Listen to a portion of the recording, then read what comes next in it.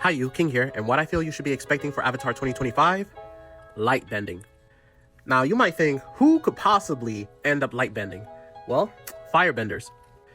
Why do you believe that Firebenders not only can produce flames, but also redirect, generate, and shoot out lightning from within themselves?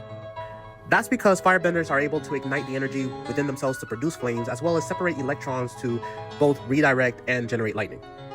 So if they use that specific firebending skills to do so with photons, then not only will they be able to generate insane intense light to both blind their enemies and stun them, but they'll also be able to produce a light so bright as to guide those lost in the deepest of darknesses. A purple firebender. Remember Azula and how she just stunted on everybody with her blue flames, being a firebender prodigy? Even Lord Ozai didn't have blue fire, and he was supposedly the strongest firebender.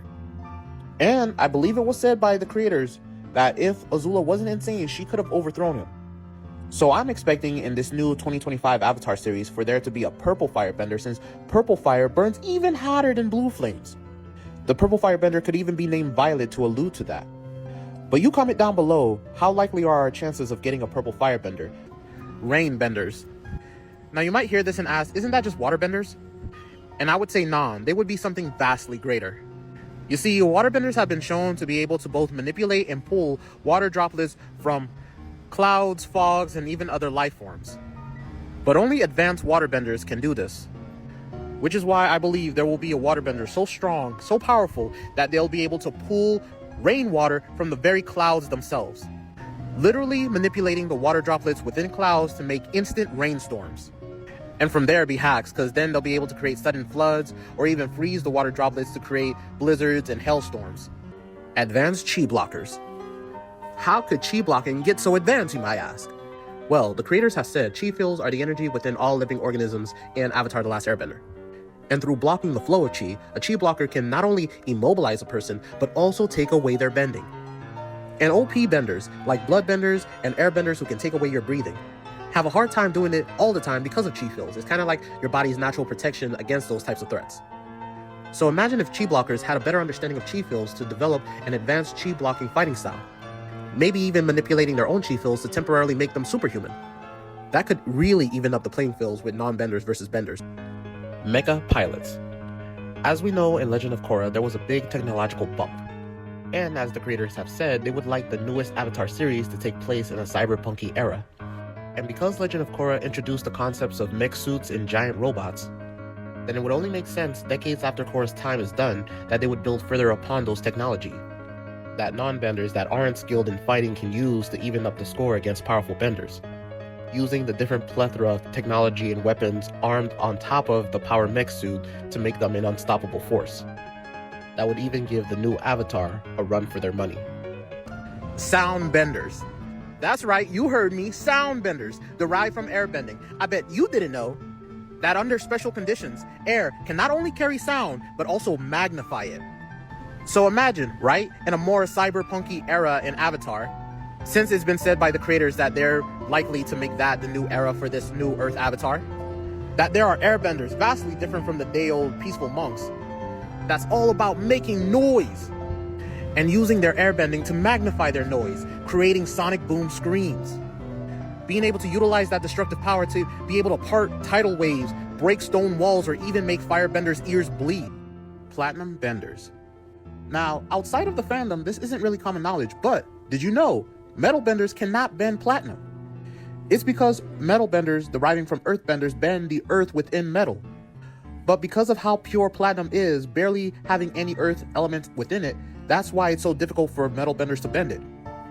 But with how stronger and more powerful every generation of benders become, I believe there will be benders in the Avatar 2025 series that will find a way to overcome this obstacle and learn how to platinum bend. And I'm hedging my bets, theorizing right now, that person will be on the new Team Avatar, being their generation's Toph.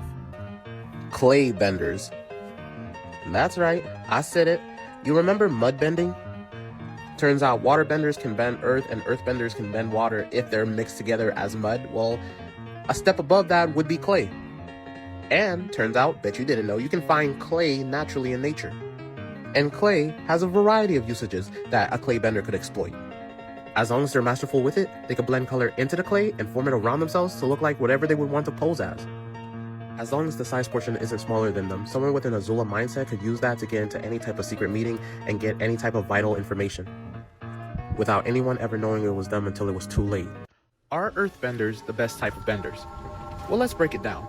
Not only can you become immovable like the ground, you can also go through the ground as well as any type of physical object as if it was like sand to you. You can literally make mountains out of molehills and create seismic tremors with just a stomp. And when you add the plethora of various bending styles like metal, lava, and crystal, earthbending is legit. Firebenders, are they the best type of benders? Well, let's get into it.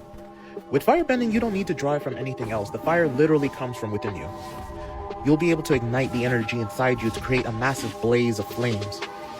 And once you've mastered the energy flow, you'll be able to even redirect lightning and shoot it. You can even become a combustion bender, and if you're good enough, become a blue firebender like Azula. Airbenders, are they the best type of benders? Let's find out.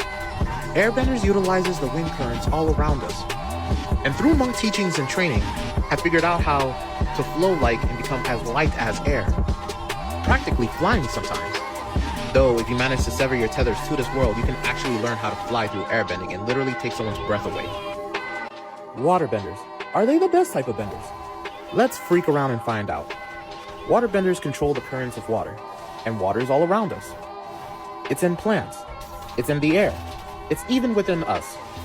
Which is why waterbenders not only can splash and freeze, but do a variety of different bending styles, like plant and blood bending, which would make them OP if it wasn't for the fact that only a few prodigies can do them during the full moon. Hi you, King here, and it's about time I asked you, which bender would you be in the Avatar world? Would you be a waterbender? Think about it. You would be virtually untouchable near any body of water, and would be at your strongest during a full moon, being able to draw water from nearly everything, and freeze it ice cold. Or would you be an earthbender, strong and mighty like the ground beneath your feet? Or maybe you would choose the path of flames and be a firebender. Rising like the sun, you'd be as fierce as a dragon, and deadly like lightning. Or lastly, but not leastly, would you let the breeze blow like an airbender, becoming light as a feather, not allowing yourself to be chained down by any worldly desires? And so, comment your answer below, check out more of my Avatar videos, and never forget, like, share, subscribe, and follow.